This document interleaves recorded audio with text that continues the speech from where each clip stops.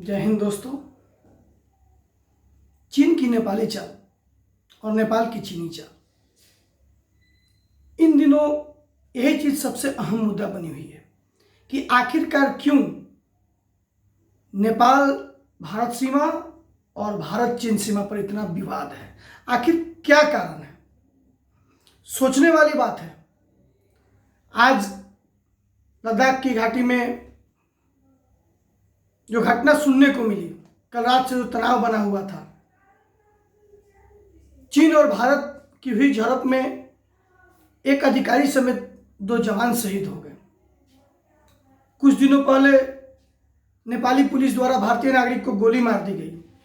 आखिर ऐसा क्यों हो रहा है? भारतीय सीमा से, भूमि स्थल से 6 देश जुड़े हुए हैं: पाकिस्तान, चीन, बांग्लादेश, भूटान, नेपाल और म्यांमार।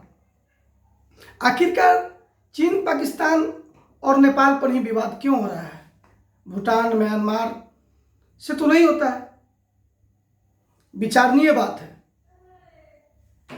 ऐसा लोगों का मानना है कि 53 साल बाद जो है चीन के आक्रमण से भारतीय जवान शहीद हुए हैं, झड़प हुई है।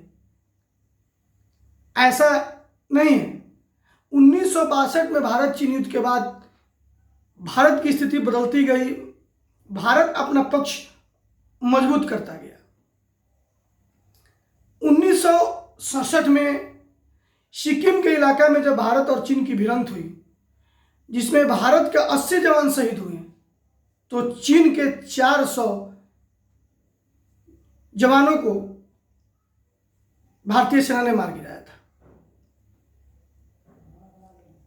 कुछ लोगों का कहना है कि इसके बाद भारत और चीन जो है आमने सामने नहीं हुए, केवल वार्ता रूपी तनाव रहा। ऐसा नहीं है। 1975 में भी चीन और भारत की झड़प में 4 भारतीय जवान शहीद हुए थे।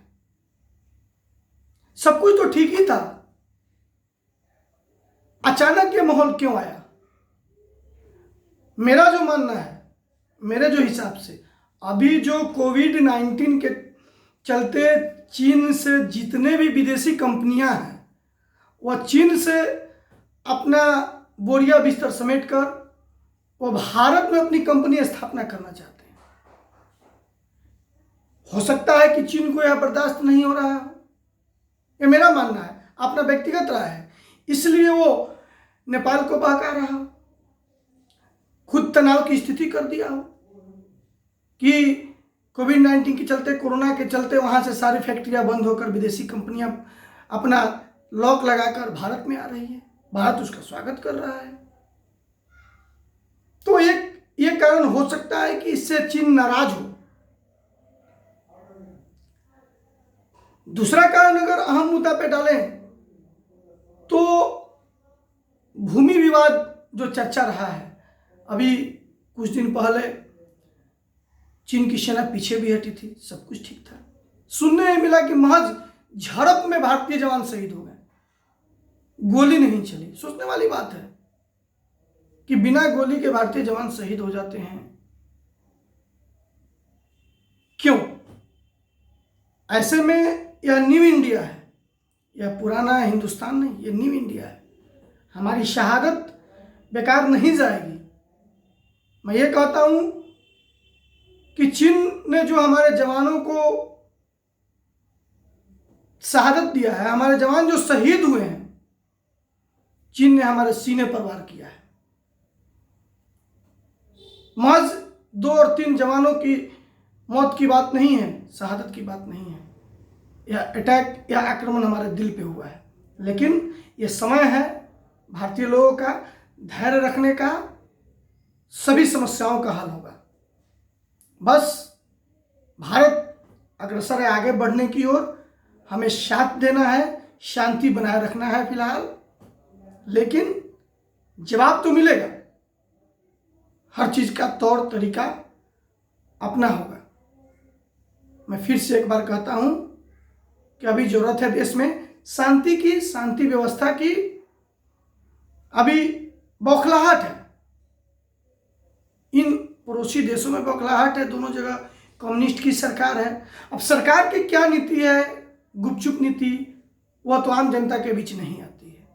मैं भी एक आम नागरिक हूँ, मेरे बीच भी ये बातें नहीं हैं, लेकिन यह मेरा अंदेशा है कि विदेशी कंपनियां भारत आ रही हैं, जिसके कारण चीन को बौखलाहट हो सकता है, यह मेरा अंदेशा है।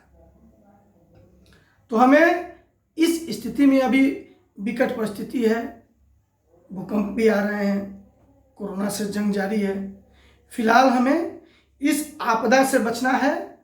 और मैं शहीद हुए उन भारतीय सेना को नमन करता हूँ, उन्हें शत शत नमन करता हूँ, प्रणाम करता हूँ, ईश्वर से कामना करता हूँ कि पुनर्जन्म अगर हो तो उनका भारत में ही हो और वो फिर से भारत माँ के एक लाल बने, सपूत बने। ये मेरी हार्दिक इच्छा है। तो दोस्तों, सब्र करें, धैर्य रखें, हर चीज़ का समय आएगा, सब कुछ बेहतर होगा, घबराने की कोई बात नहीं है। वंदे मातरम, जय हिंद, भारत माता की जय।